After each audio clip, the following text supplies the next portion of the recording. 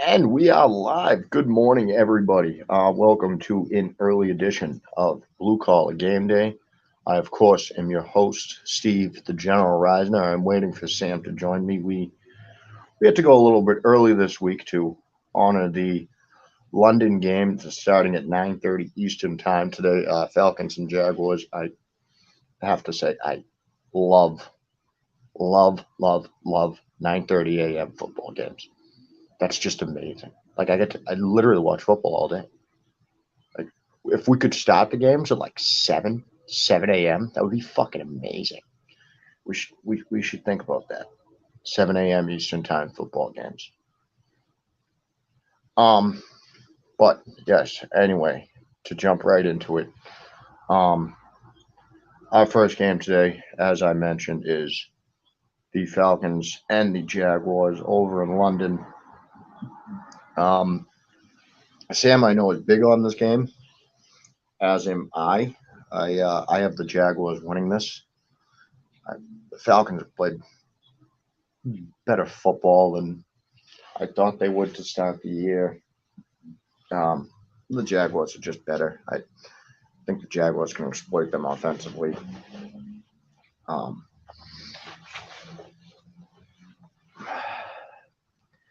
I, they're just better. I have the Jaguars winning this game. I also played the over. I have the over at 43 points right now on FanDuel. It was 43 and a half before me and Sam talked a lot about the moving lines. That's a line that's half points not huge difference, but a half point makes a difference. I took the over at 43. Um, I also have Kyle Pitts over 33 and a half passing yard, over 33 and a half receiving yards. That's Kyle Pitts is yet to really take off. It's weird. The guy doesn't get a lot of targets, but all the talent's there. He started getting the targets last week. As a fantasy owner of him and a starter of him in daily fantasy this week, I'm really hoping that um, Kyle Pitts finally takes off this week. Next game up, we got the Dolphins and the Bills at 1 o'clock. Um, this game, I mean, really, I wish both teams could lose. I'm going to take Miami in this game. No, hold on. Looks like we got Sam here.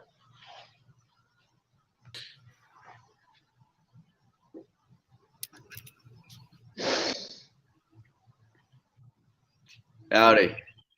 Can you hear me? Yes. Yeah. Wow, it worked the first time. Don't jinx it. Yep. All right. Well, folks, that is my co-host, of course, Sam. So, Sam, I already went over the Jacksonville game myself. I gave my pick, but I know you're big on Jacksonville today as well. So, Okay. I'm big on Jacksonville, but I want to point something out real quick. I'm not trying to toot my own horn very much, but as we've discussed, in week one, I hit Rashid Shaheed plus 500 anytime touchdown on the show and plus 2,000 first touchdown. In week three, I hit Jimmy Graham first touchdown plus 6,000 and anytime touchdown plus 1,200. In this game, yes, I like the Jaguars very much. Something else I love is Christian Kirk. Anytime touchdown, 2 touchdowns, and first touchdown. The reason I like this so much, first of all, Atlanta plays man defense more than any team in the NFL. Last year, Trevor Lawrence had a 105 passer rating versus man coverage, was more accurate versus it. The Falcons played their first real quarterback last week. Jared Goff was all right against them, but he's also not very good against man coverage.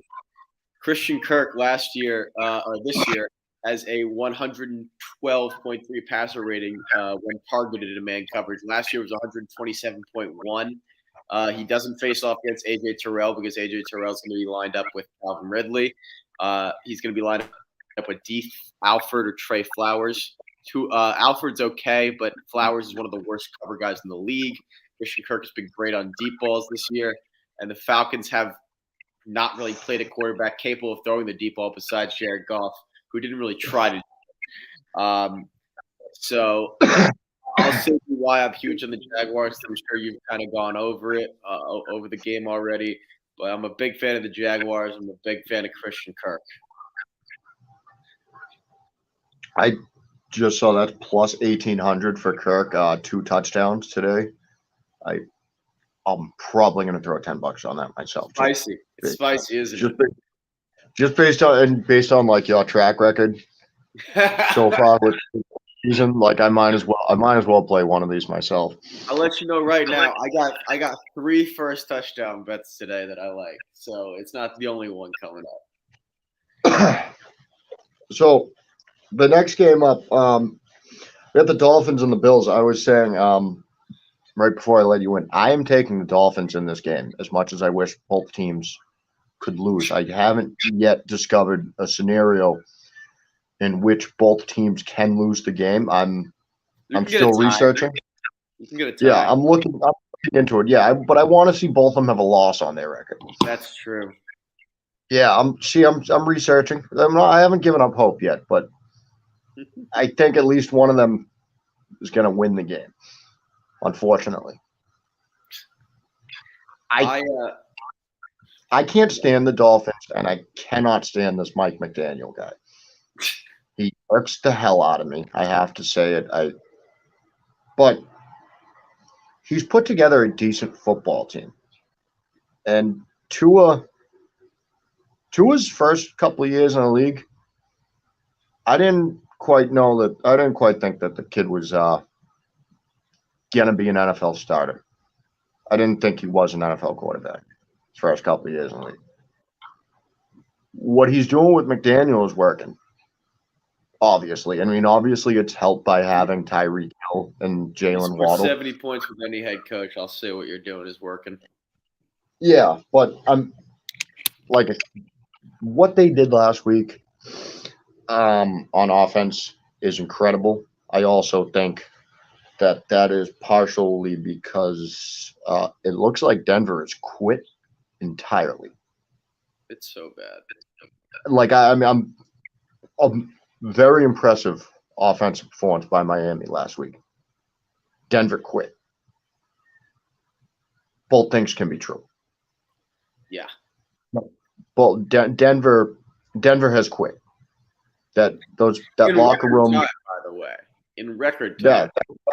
That locker room is fucking out the window right there. You could they had to deal with last year. See a dysfunctional locker room on the field right there last week. But like I said, I'm taking Miami here. I think they're hot. Obviously, Buffalo's still a good team, but I have been beating the drum that Buffalo's window is closing faster than people want to admit it is. And I think this is going to be one of the weeks that we start to see that. What do you got, Sam? So I don't have a play in this game, even though everyone hates it. Everyone wants me to have a play in this game because it's the game of the week and everyone wants something here. The fact of the matter is I'm going to be kind of keeping an eye on this line going all the way up to kickoff because it's all depending on Teron Armstead for me. Teron Armstead and Connor Williams are both questionable on the Miami offensive line. Teron Armstead is the most important person on that offensive line. And if he can't go, that changes a lot for me. I was originally planning on hitting the Bills pretty hard this week, just based on the fact that the Dolphins play a ton of man coverage. Josh Allen's much better against man than he is against zone, and he hasn't been able to play against much man this year, so we get a little bit of an angle that hasn't been shown yet. But the thing that really stopped me and, call me a bad person all you want, it's when Jordan Poyer got ruled out and Damar Hamlin's now starting in that secondary. I'm very happy that Damar Hamlin is playing football again. I'll get that out of the way right now. I have to say that yes, good. Thank you for bringing that up. Good for Damar. The fact of the matter is he's going up in his first game back First game back, he's facing Tyreek Hill and Jalen Waddle. That is just like, you want to talk about a trial by fire? Welcome back to the league. Guard these two. So I really am a little worried about the deep balls and the threat of the yards after the catch with Tyreek and Waddle just kind of speeding away from Damar Hamlin, who may not be adjusted to the speed of the game again yet, let alone to the two fastest players in the league. So I want to take the Bills. I'll be more confident in taking the Bills if Teron Armstead and Connor Williams are out. But if they're both in, I can't do it. I'll just watch the game and be enjoying it. But I can't do it if they're both playing. So I do have to ask you, what do you think about the over at 53.5?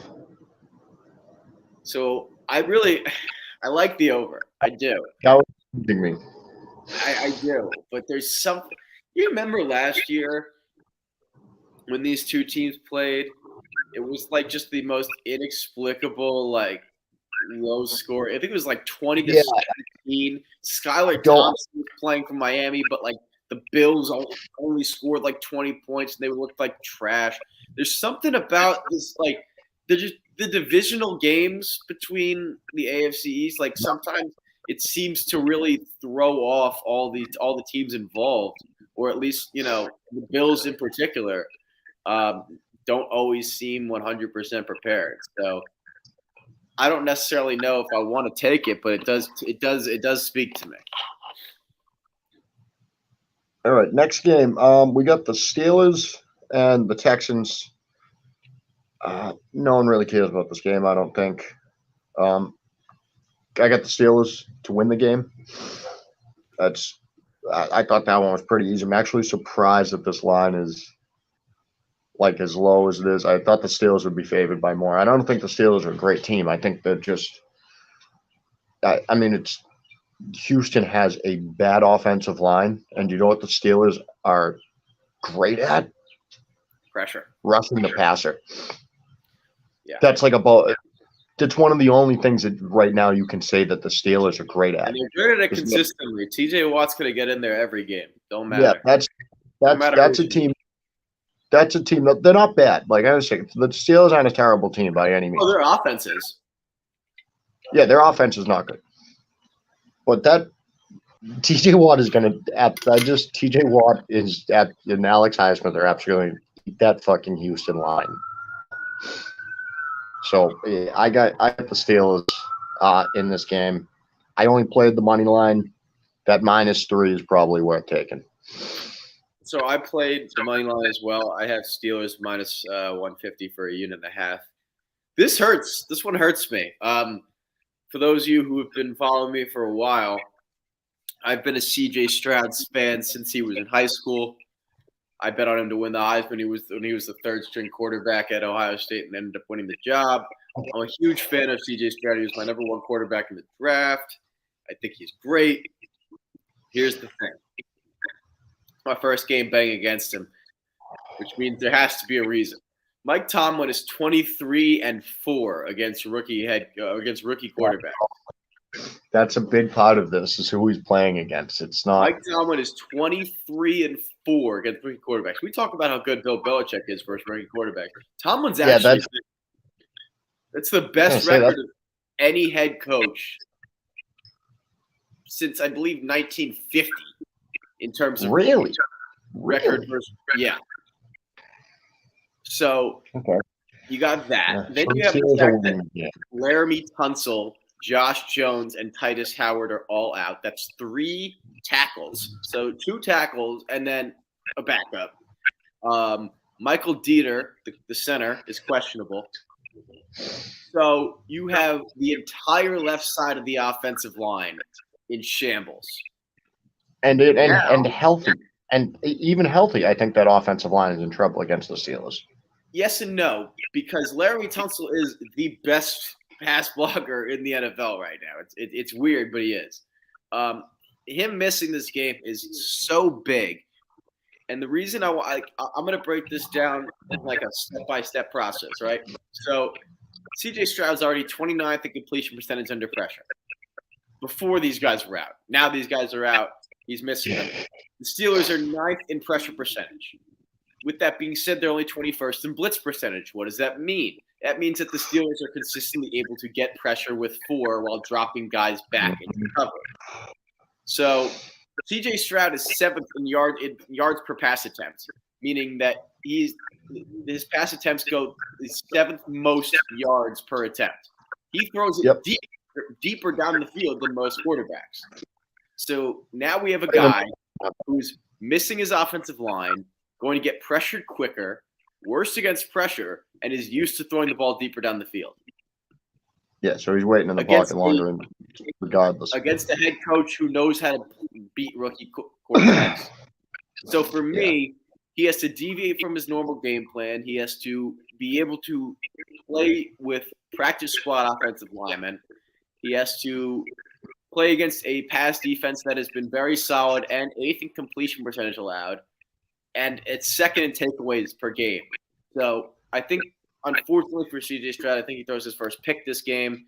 I wish that he wasn't going to do that. I wish that he wasn't in this situation because I love C.J. Stroud. I can't do it. I got to be objective here. The last thing I want to say is Houston runs a lot of zone defense. The starting corners for Houston, besides Steven Nelson, are terrible. The guy on Calvin Austin's side is terrible. Calvin Austin has a receiving mark of 30.5 reception yards. And Calvin Austin is much better for zone coverage than he is versus man. So I like Calvin Austin over 30.5 receiving yards for 0.75 units as well. But I like the Steelers for 1.5 units. All right. Next we got the Rams and the Colts. I have been back and forth on this game. I cannot figure out what kind of a team the Colts are. I don't think the Colts can figure out what kind of a team the Colts are. I also can't figure out what kind of a team the Rams are. And I also don't think the Rams can figure out what type of a team the Rams are. Big identity game. Maybe this week one of these teams finds out what type of a team they are. I'll take the Rams. I'm probably not betting on it. Yeah, so I'm not betting on this game. Actually, that's not true. I am. I'm not betting on a certain side, though. Because, first of all, you got a lot of offensive line injuries on Indy's side. So you're a little worried about how Anthony Richardson's going to perform in his first game back from injury ever in the NFL. Question, we don't necessarily know how it affects him, how it affects their game plan. Are they going to be running the ball more? Are they going to be planning on trying to keep him out of the design run game? So there's that unknown. Then you have the unknown of – actually not even the unknown, just the fact that the Colts have a better defense than people give them credit for. They're 7th in EPA per play allowed. The Rams have allowed less than 20 points in 2 of their 3 games. The only time they allowed more was to the 49ers, who a lot of people think are the best team in the league. The Rams have held 2 high-powered offenses, as much as you want to talk about how they played to start the year. They've held the Bengals and the Seahawks to 20 points or less on the road. The Rams also know how important this game is because after this week, they have the Eagles. If you lose this game as the Rams, or more importantly, I should say, if you allow the Colts to walk all over you, your season's done. Again, for the 2nd straight year, which makes it a lot more, foot on the gas pedal. We got to figure it out. And Cooper Kupp's likely coming back the week after the Eagles game if he doesn't come back to the Eagles game. So if you can hang on and go 2-3 going into the Cardinals week where you get Cooper Kupp back, you may be in okay shape. If you're 1-4, that's it. So I expect a lot of fire coming out of this defense. I expect them to put a lot of pressure on Anthony Richardson to try and get him to make some mistakes to his first game back from injury. I think the Colts defense is better than people give him credit for. I think Matt Stafford's facing coverages that don't help him because he's not as good versus zone. He's his first man without Cooper Kupp because Cooper Kupp is the zone breaker. The Colts are coming off 2 straight wins, one big underdog win over Baltimore on the road. I kind of feel like the offense is in a prime stall position going from a quarterback to another quarterback, back to their original quarterback. I like the under 45.5 here. All right. Actually, yeah, I see 45.5. I like that under as well. The Vikings and the Panthers. Yes. I believe Bryce Young is coming back today. Listen, like, I got nothing. I got nothing here really. The Vikings are going to win, so probably. Yeah. Vikings are terrible against the pass. And I believe they're missing Justin Jefferson's out, right? No. He got hurt at the end of last week. I don't think he's out. No, he's back. I would assume that. Oh, okay. So yeah, the Vikings are winning. Oh, so the Vikings are winning the game. Okay. Scared me for a second there. Yeah. So we don't need we don't need to go much onto that. I assume you have the Vikings.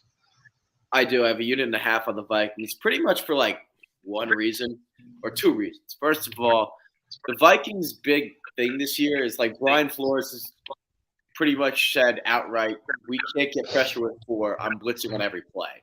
Because Brian Flores has blitzed on 66% of their defensive snaps, which is insanity.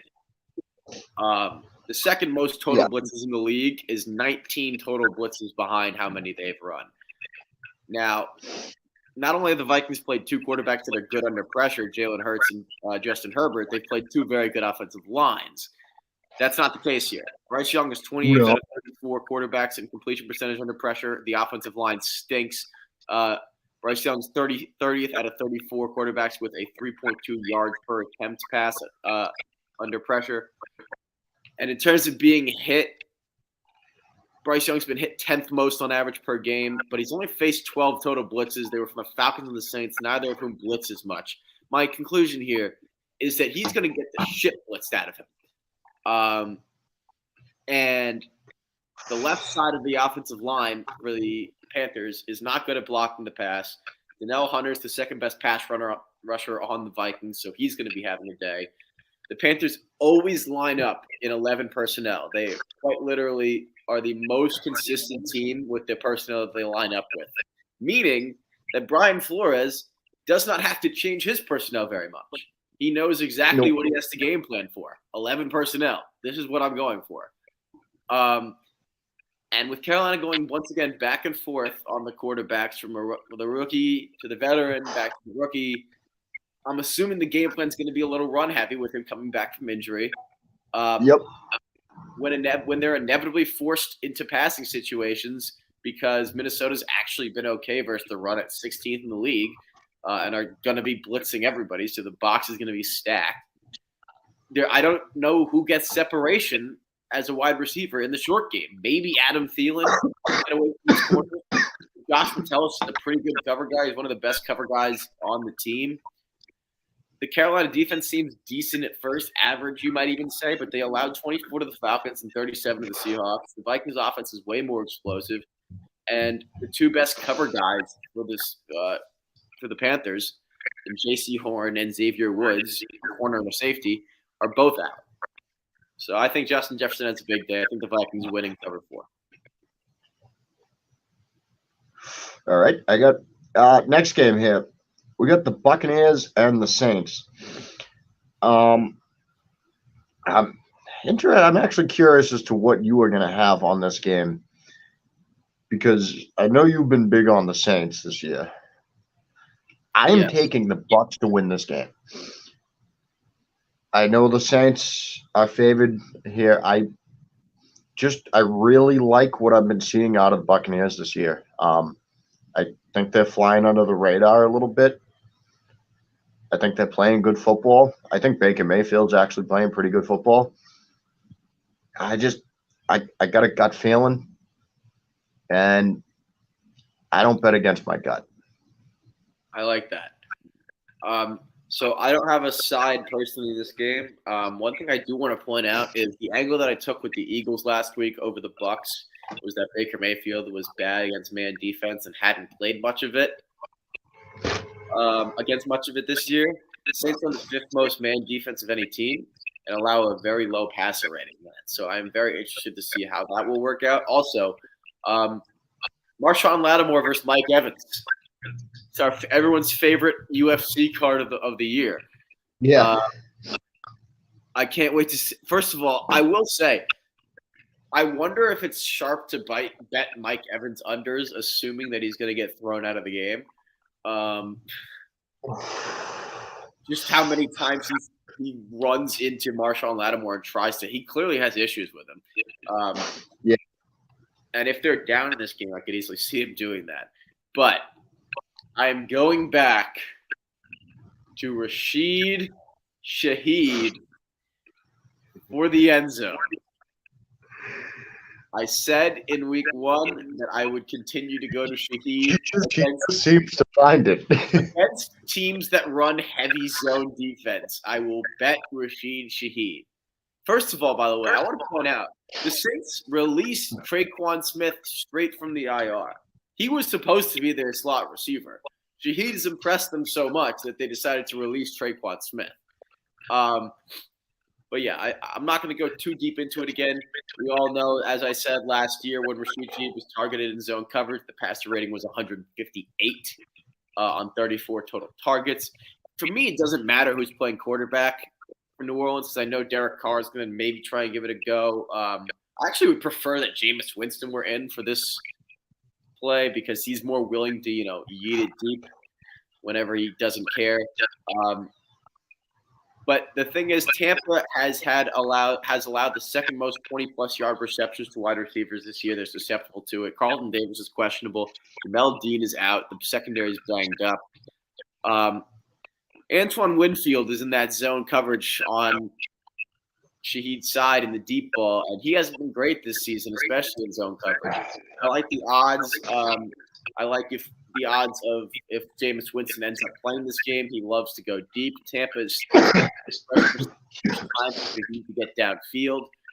I just like him to be involved in some capacity, and until he doesn't score against a team that's heavy in zone defense, I'm going to bet Rashid Shaheed against a team that's heavy in zone defense. With that being said, I'm thinking about betting the under, but I'm being stopped by the fact that there are so many injuries on Tampa's side. I need to see if Devin White's going to play. I need to see if Vita Vea is going to play.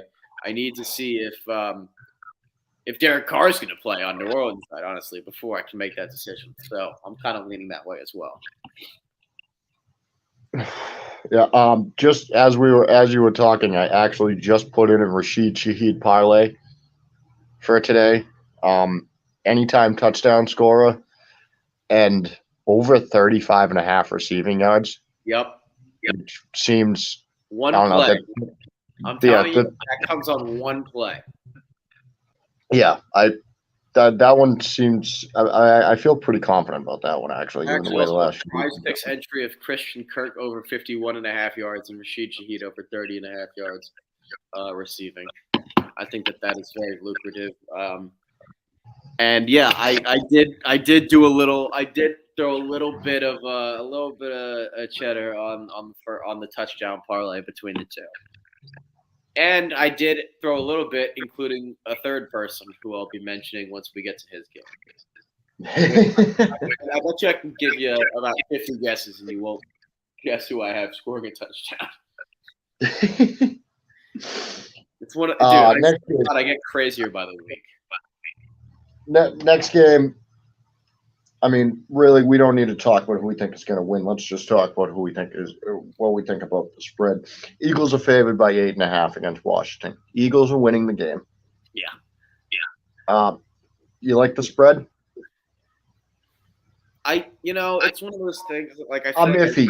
I'm a little on it. -7.5. Now it's -9. I missed it. I don't like that I missed it. But here's something that I don't think a lot of people are thinking about. There's bulletin board material for the Philadelphia Eagles. Last year, going into their second matchup, the Philadelphia Eagles were 9-0 or 8-0. I don't know if they'd had their bye week yet, but it was week 10. And the Washington Commanders ended the Philadelphia Eagles win undefeated season and did so by taking a knee during a play, causing a roughing the passer call. Oh shit! 1 second.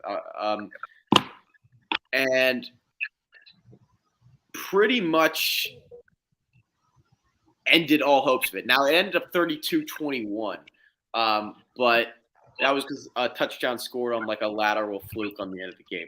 So my point being, the Eagles have a right to be pissed in this game. That being said, I really can't see an angle that I like here. Commanders run a lot of man coverage. Hurts is not as good versus man as it is versus zone. It's a divisional game with a 9-point spread. I just can't really get myself on it, honestly. Yeah, Especially with the fact that Washington is fully healthy.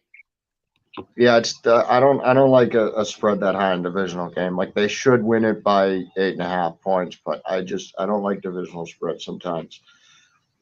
Next we got the Broncos and the Bears. This is on Into the Lab. This is what we would refer to as the snoozer of the week. I wish Trey Rogers was here to yell that out for me right now. Listen, I don't like the Bears at all. And you've probably heard me say that every week so far on this show, I'm betting. But I'm probably not going to place any money on this game. I can't take the Broncos to win a game. Caleb Williams Bowl. I can't take the Broncos to win a game after I watched them quit on the field last week. Like I watched the whole team just gave up. Like it's not even halfway through the game, they just gave up. I couldn't believe that the backups kept scoring on. That's when I was like, you guys got to have some pride here at some point. Believe it or not, 59-20 against the starters. Listen, I'm not saying that's a good loss, but there's something you can at least I don't know. Take away with your pride. I don't know. They just gave up 2 touchdowns to backups. What are we doing here? If the head coach wasn't named Sean Payton, I bet you he'd be fired by now. Because that was, and he legit. After that game for Denver last week, I'm sorry. Tear it all down. Start over. You've lost it. Yeah. You've lost. Your locker room's lost it. Your coach doesn't have the team. I thought you said I lost, I wasn't there. Oh no, you're there. I'm saying for Denver, you just tear it down and start over. After that, I'm sorry, you don't have it. The Russell Wilson thing didn't work. The Sean Payton thing isn't going to work. Tear it down, start over. I don't have a play on this game because why the fuck would I? Genuinely, why would I? Unless I had an ironclad move on this game, why would I subject myself to this? Yeah, no, like I said, I'm not betting on the game. No. I can't take the Broncos to win a game, so I'm going to say for the purposes of the show that the Bears win the game because The thing is, the Denver offense hasn't been bad. That's the funniest thing to me. The Denver offense is 7th in yards per play and 15th in points per game. It's just that their defense, which was a top unit last year. Yeah, which is what I thought would be good. Is the worst unit in the NFL in running and passing defense. Now, obviously, that gets skewed a little bit by last week, but they weren't good before. And it's the first half against Washington, I actually thought, watching Denver, I was like, oh, shit, maybe this head coach right? And I know it was just Washington, but I'm like, hey, they're fucking racking up the yards. At the Raiders game, I was like, listen, it's week 1. There's some cakes to be ironed out. Yeah, but no, that was bad. So, next game, we got the Ravens and the Browns. I am back and forth on this game. I am also heavy in this game on fantasy. have Lamar Jackson, Zay Flowers, and Amari Cooper all on my fantasy team. So, which I'm 3-0, by the way. Gotta love the 3-0 start to the season, Okay. I have one of the guys in my league. Shout out Jasper. His name. He has Zay Flowers. His name is April Showers. Bring Zay Flowers. I think you mentioned that before. I like that. Love the name. I'm gonna take the Browns to win this game. Like I said, I'm a little back and forth on it, but I'm leaning towards the Browns. I'm gonna scratch my eyes out because I don't want to watch this football game. I shouldn't say it's just like I don't know what to bet. You're everyone's hurt on Baltimore, everybody, and then on the Cleveland side, I'm supposed to bet on Dorian Thompson-Robinson in his first start against the Baltimore Ravens. That's what's happening. I'm telling you right now. I don't even know if the news is out yet or not, but Deshaun Watson isn't playing. You don't bring up a practice squad quarterback to the active roster for no reason. He's not going to play. Dorian Thompson-Robinson is going to start this football game, which is like, listen, I'll watch it, I guess, but I don't think it's going to be high scoring. Like, what's the total in this game? I am assuming that it's pretty low. 38.5. Yeah, exactly. Like, this game's going to be one of those AFC North slugfests. And I don't have an interest in betting either side because I have no idea what happens in those games. I don't think anyone has any idea what happens in those games. You know what happens in those games? Stuff that's comparable to the longest yard. Like, I swear guys are bringing cigarettes to the bottom of the pile and burning each other to get the ball. Yeah, they just beat the shit out of each other, and then at the end they're like gnarly football. Yeah, they beat the shit out of each other. At the end, they're like, I guess one of them scored more points. I guess we won, but also half of us are in the hospital now and have internal bleeding. So did we really win? I think someone in the stands died, but yeah, I guess we won. So now the next game is another game that I really actually don't know how to bet because I still can't figure out what these teams 100% are. It's got the Bengals and the Titans. I'm leaning Bengals. All right. But if you got something for me, I'm willing to listen. I got something for you. So I understand that I already blew 3 units on the Bengals once this year. I'm going to blow 2.5 units on them again. There's just no reason for me not to.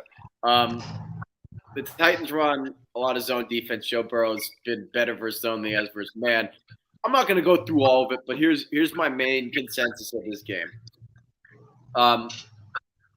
The Titans suck. The Titans fucking suck. They're really, really bad. The only team – Guy doesn't like the Titans. The only team that they were able to score points on was the Chargers. The Chargers are 28th in EPA per play. The Bengals would kill to have played the Chargers at this point in the season already with how they have started their year. The Chargers are one of the worst defenses in the NFL. The Bengals have not gotten to play any of those defenses. They've played the Rams, who we already discussed, are a good defense. They've played the Ravens, who they put up 24 on.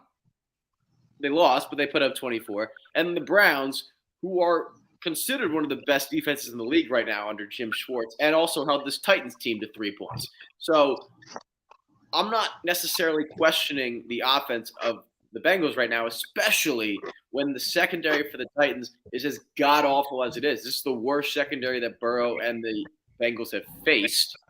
And it's not particularly close. The Titans are 26 in EPA per dropback allowed. For perspective, the Browns are first in that category. The Ravens are 6th. The Rams are 16th.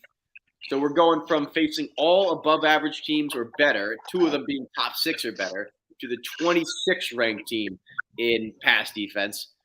The Bengals are good at run defense, even though they have not been good at it recently, which I again say they have played the Ravens and the Browns, 2 teams that are very good at running the ball. Derrick Henry has only broken or forced 6% of his tackles to be missed or broken this year. It didn't make sense, but you get the point. His average rate is 17.3%. So while the Bengals' run defense hasn't been as good this year, the Ravens and Browns are two teams that like to run it outside a lot. The Titans like to run it up the middle mostly. You were running right at DJ Reader, who is a very good run defender. And the center and the right side for Tennessee are not good run blockers. The left side is. But on that left side, you're facing the right side of Cincy, which happens to have Mr. DJ Reader on it. You can't run to the right side because your guys aren't good enough to block there, which is the weak side of the Cincinnati rush defense. But you can't run to the left side because that's their strong side. So now you have an issue in the run game. I do think Ryan Tannehill is going to throw one touchdown pass today. And this is where my sneaky bet comes in. So I do have 2.5 units on the Bengals. I think they clean everything up. First of all, they're 4-1 against the spread as non-divisional road favorites since 2022, 6-2 since 2021. And what's most encouraging about it is they cover in this spot as well. They're 6-2 against the spread, just like it, straight up. Back to 2015, they're 10-1 straight up, 9-1 against the spread in this spot. 2010, 16-5-1 against the spread. 2005, 19-7-1 against the spread. Back to 2000, 21-8-1 against the spread. The Bengals are good as non-divisional road favorites. But the guy I think is going to score a touchdown here. The Bengals run a lot of man-to-man defense. I think they're going to be a lot of third and long situations for the Tennessee Titans. Now, the Titans are missing Treylon Burks. DeAndre Hopkins has been awful at creating separation. There is one man available on this team that can create separation versus man-to-man coverage. And his name is Nick Westbrook-Ikhine.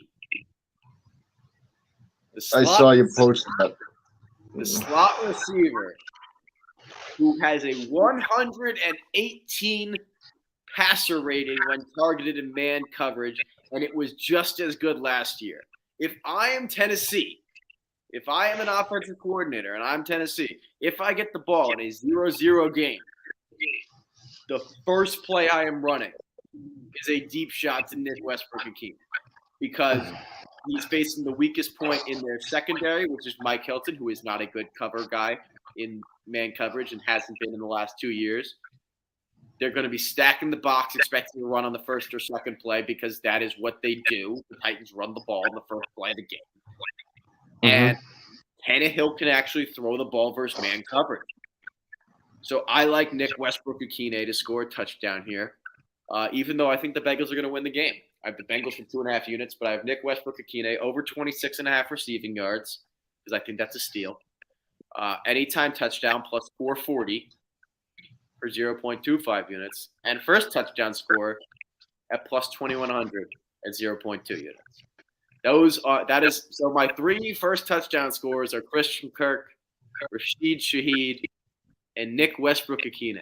Now, if all 3 of those do hit, and we still don't have that many people tune into the stream next week, I don't know what more I can do. You can leave it with water, but you can't force it to drink. I can do all I can. But if this isn't just me being crazy this week, which I've said the last 2 or 3 times and has not been me being crazy. If it's not being crazy and even one of these hits, then I have a bone to pick with everyone on social media who claims that they want to win money betting football because you're missing chances to. So, yeah, that's what I got on that one. I like that. So next game, look, we got the Chargers favored by 6.5. So the only thing I'll say about the Raiders here is that I'll say 2 things. Jimmy Garoppolo is not playing. Aiden O'Connell was starting. They've announced that Aiden O'Connell is starting. All right. Well, Chandler Jones has lost his mind. And the Chargers are going to win the game. Because, I mean, I don't have a reason to – after everything this past week for the Raiders, I'm sorry. if you're a Raiders fan. But yeah, you're going back to the Raiders. You're just the Raiders. You got anything else besides the Raiders No, or the Raiders? no. No, no. I mean, like, I'm just happy that McDaniels is starting O'Connell because I thought there was a real possibility that he was going to go out there and start Brian Hoyer, who has, I he's played with before. And I was like, dude, if you do that, I don't know how you walk back into that facility the next day. But yeah, I think the Chargers win. I have no reason as to why. The Raiders have a bad run defense. I think the run offense will get going for the Chargers like it hasn't the last week or two. And they need it. yeah. I know they just came up with it, but they still need it. So The next game here, I saw your list of picks that you put out, and I think we are both taking the underdog. I was wondering if you saw it, Steve. We got New England at Dallas, and well, naturally, as always, I am taking New England to win. No way. And I'm gonna say this from the film that I watched last week. I think the Patriots are gonna run the ball heavy. I think we're gonna see a lot of draws, a lot of draw plays, and I think they're gonna run them right at Micah Parsons. Because you know how Josh Dobbs broke off that 45-yard run to start the game out last week? The game that Dallas should have won. The game instead that got their ass. helped me in my survivor pool. Thank you to everybody who took Dallas. Yeah. Josh Dobbs broke off that run. And Micah Parsons is a great player. He's an amazing defensive player. I'm not taking anything away from him. He gets upfield too fast for his own good. And that's what happened on that play. He got upfield too fast. And they exploited that. That was what Arizona wanted. He waited on that handoff, and he watched Parsons get too far upfield, going for the sack, and he went for the run. I think the Patriots will notice that if I notice that smoking pot in my fucking car in the fucking Southie on lunch break, watching film on my phone. I'm sorry, that's the most Boston, Massachusetts thing you've ever said that I've ever heard come out of your mouth. While drinking black coffee. Sitting in my car in Southie. While drinking black coffee. From Dunkin'? Let me guess, from Dunks? Yes, homemade. Iced.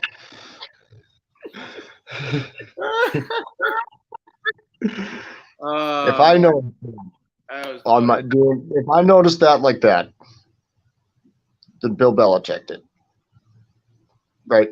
But anyway, I think this is a big week for Ezekiel Elliott. I think is going to run hard this week. I think Elliott ran great last week. The Patriots offense has not put up the points yet.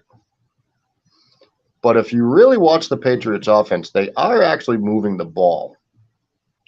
They struggled last week near the end of the game, moving the ball against the Jets defense, which is a very good defense. Breaking news, Jameis Winston will be starting for New Orleans. The Rashid agenda is alive. Rashid Shaheed. All right. The agenda is there. I don't know. The Patriots offense, they're moving the ball downfield. They are. If you look at Mac Jones' stats, he's actually got some good numbers this year. They're just not getting the ball into the end zone because they have this weird thing they do where once they get past the 40-yard line, they start committing penalties and letting up sacks. It's weird. That's like that once, like literally, if they get past the 40-yard line, if you can bet on a holding call or like a false start by Trent Brown, like happening, like when the Patriots get past the 40-yard line, like literally, if you can bet on the next play being like a false start by Trent Brown, like go ahead and put that in.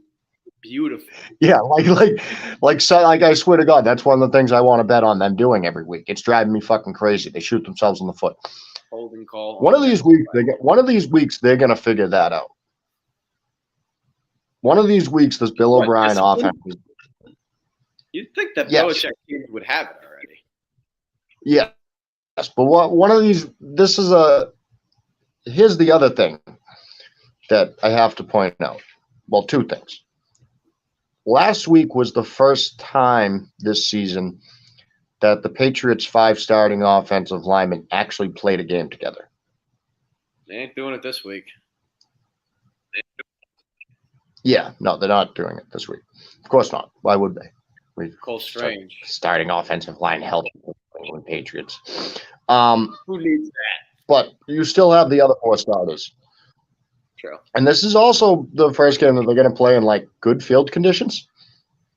So I'm wondering. I'm excited to see, curious to see, I guess, more of how much of the offense was impacted by the shitty field conditions against Miami and the Jets last week, which I know is something that, again, you think the Patriots would be good at, but you've got a new offense putting everything together. So, yeah.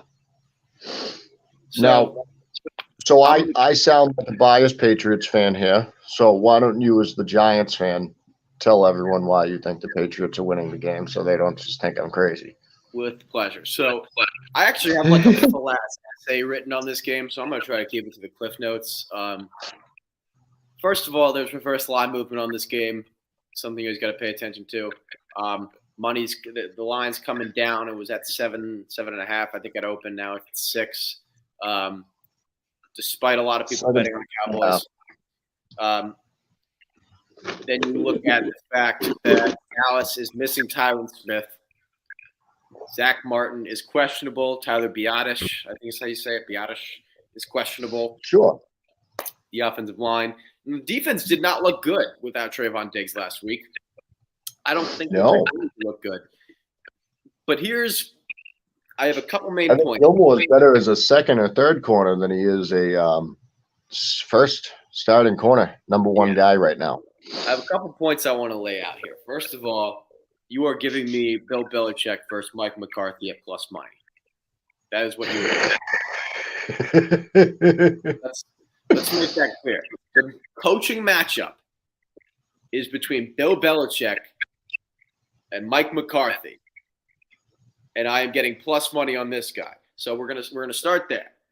And Mike McCarthy's calling the plays. Oh yeah, and he's calling the plays. So against the Bill Belichick defense. Yeah, Bill Belichick's seen Mike McCarthy call plays since like 2010. So I think he has a little bit of film there. Second of all, the teams that the Cowboys have played, leaving my Giants out of this, they still played the Jets and the Cardinals. The Patriots lost by 1 possession to the Eagles and by 1 possession to the Dolphins. Both of those teams, in their post-game pressers, said that they were extremely confused by what Bill Belichick did on defense. The defense has been incredible by the Patriots this year. Cowboys, Dak Prescott. I don't know why people aren't noticing that. Disguised looks in past seasons. He's had trouble with disguising looks. The Cowboys are already 30th in run defense, despite facing – now the Giants, I leave out of this again because the run game was not a factor. They got tore up on the ground by the Jets. They got tore up on the ground by the Cardinals. I think Ramondre Stevenson's in for a big game here as well as Zeke. But this just feels like a game that, like, the Patriots win. Like, I'll take Bill over McCarthy any day. The offensive line for Dallas is hampered. The defense is hampered. They both kind of look like they're spiraling out of control. And then the big thing for me, I think this is a look-ahead spot for the Cowboys.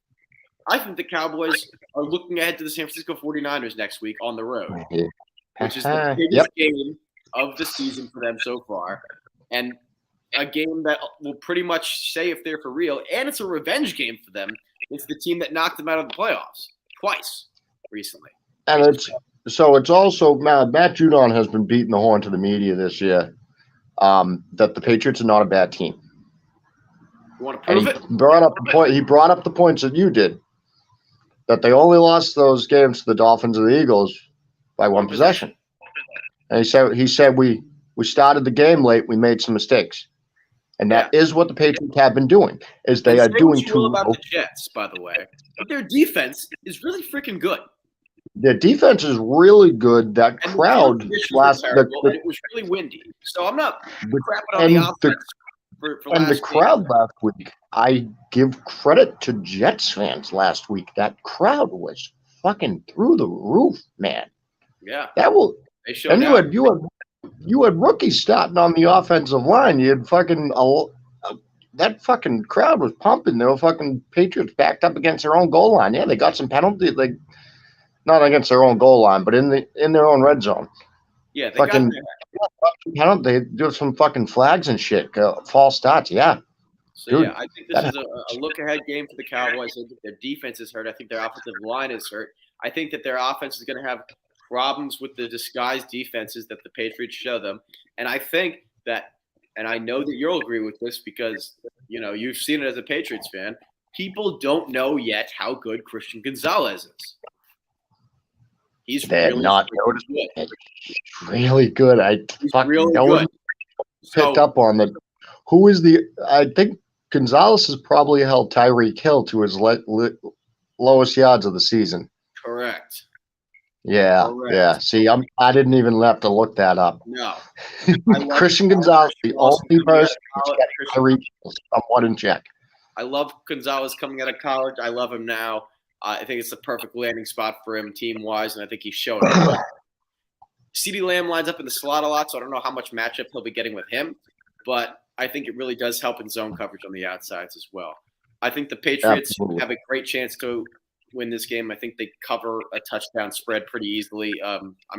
Could be wrong. It could get blown out of the water, but I don't really see with all these factors and Bill over McCarthy how that happens. I think they keep it close, and I think that plus 230 is a good value spot. So we got the Niners, the Cardinals. Let's just talk about the spread. Yeah. Minus 14. Sure, I guess. I don't like double-digit spreads. I probably won't play it. The Niners will probably win this game by 14. Chiefs and the Jets, 8:30. Chiefs are favored by 8.5 here. After what we've seen out of Zach Wilson on offense, save for one good drive against the Patriots last week, on which he actually looked good, but the fact that Tony Romo kept saying it was the best Zach Wilson had ever played in his entire career because he had one touchdown drive. The bar is so low. Yeah. So the Chiefs are going to win the game. 8.5 feels a little high for me because of the way the Chiefs have shown a little bit of struggles on offense. And the Jets defense, like I said, I hate admitting it, very good. Yeah, it's there. It's a very good defense. If they only had imagine if the Jets had gone out and gotten a quarterback in the offseason or something and they weren't just stuck with Zach Wilson. Dude, if only they had one. Yeah, I know. They're just a quarterback away, is what I'd say. Yeah, it's good. A quarterback and a couple of offensive linemen, and they'd be pretty good. But yeah, it's too bad. But believe it or not, I actually do have a play in this game. I actually like it a lot, even though it's a little nerve-wracking for me to have. So, first of all, the Chiefs are in prime time this favorite to 5 or more with a total of 50 or less since the Mahomes era began. The under is 7-2-1 since 2022. In primetime games where the home team is below 500, the under is 48-35-1. There's reverse line movement on the under. The Chiefs' defense is for real, has slowed down Jared Goff and Trevor Lawrence so far. In Chiefs' primetime non-divisional games, since 2016, where the opponent scores 20 or fewer points, the under is 10-0-3. Now, the Jets scored 22 points in week 1 due to 4 forced turnovers. But in the following 2 weeks, they've scored 20 combined points. I find it hard to believe that they're going to score 20 points in this game. Vegas agrees. No. Yeah. So if we agree way. that they're not going to score 20 points, let's look at these trends. In all Jets home games since 2016 that they have scored 20 points or fewer in, the under is 24-8-1. Now, it's obviously, that the under is going to be hitting at a better rate when the team scores less. But that also means that their defense is keeping the game in control. They're not giving up 40 points just because they're on the field a lot. So that's important to note. You look at the Chiefs, and I think they could easily score 30 points this game. I just don't think the Jets get to 10. I also don't think that the Chiefs' offense is going to have crazy success. They were held to 17 points versus Jacksonville. They're capable of being slowed down. The Jets' defense is going to do everything in their power to keep themselves from being embarrassed at home in primetime. Mahomes, 29th in completion percentage versus the blitz so far. Mahomes also limped off the field last week at a certain point. I would be interested to know if they keep the game plan a little more cautious in a game that they don't think they're going to give up many points in, so they can, kind of be easy. Chiefs are also dead last in no huddle percentage this year. They see no reason to speed up the pace. The Jets are 22nd. Neither team really likes to go for it on 4th down or go for 2. So I don't expect the Chiefs to push the pace. I don't expect the Jets to be able to move the ball at all. And I think if they do move the ball, it'll be through the run game, which moves clock. Primetime unders have been a cash cow. I'm going to stick with them. I have the under 42 in this game. I like it. Next game, Monday Night Football, Seahawks and Giants. Man, I'm back and forth. I'm going to roll with your Giants because I don't like that Seahawks pass defense very much. I mean, my confidence is gone, but I'm taking the Giants. It's too important of a game. Like, we have the Dolphins next week and the Bills the week after that. Both on the road. Actually, it's not true. I think the Dolphins might be at home, but the Bills are on the road. We need to win this game, and we need to win this game. I don't want to say convincingly because a win is a win, but there needs to be some sort of confidence evoked from this team. Yeah, I see what you're saying. We aren't playing as good of a defensive line or secondary, which is helpful. I do think that the Giants win this game. I don't know how much I believe that, but I think it.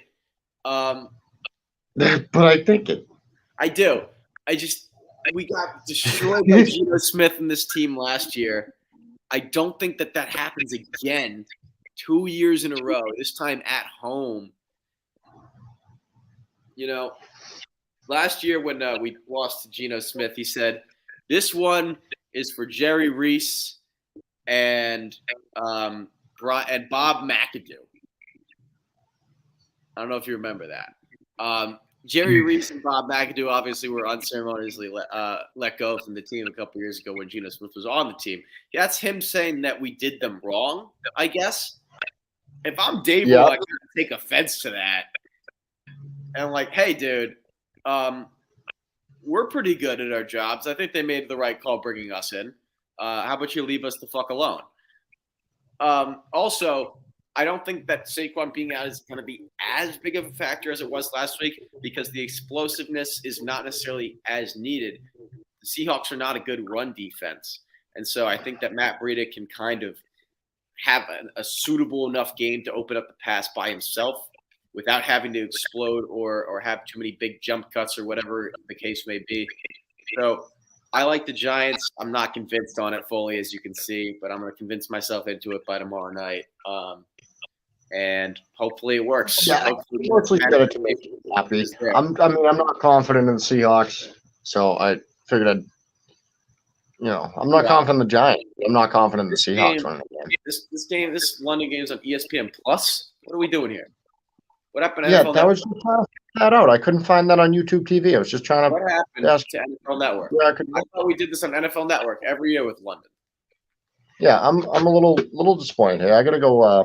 I gotta enter all my info into the TV and do all this. I was just gonna say, I think I'm logged out of. I don't think I'm logged into ESPN Plus. TV. I gotta do all this remote typing. Yeah, that's I don't think I logged into ESPN Plus on my TV yet. I gotta go do all this stuff. Listen, the things they make us do to watch football. It's terrible, So that's all we got for games this week, and me and Sam obviously have some struggles up ahead of us in entering into an app because we're both somehow older than we are. Yeah, I don't know. I'm in the technology generation, and I just still.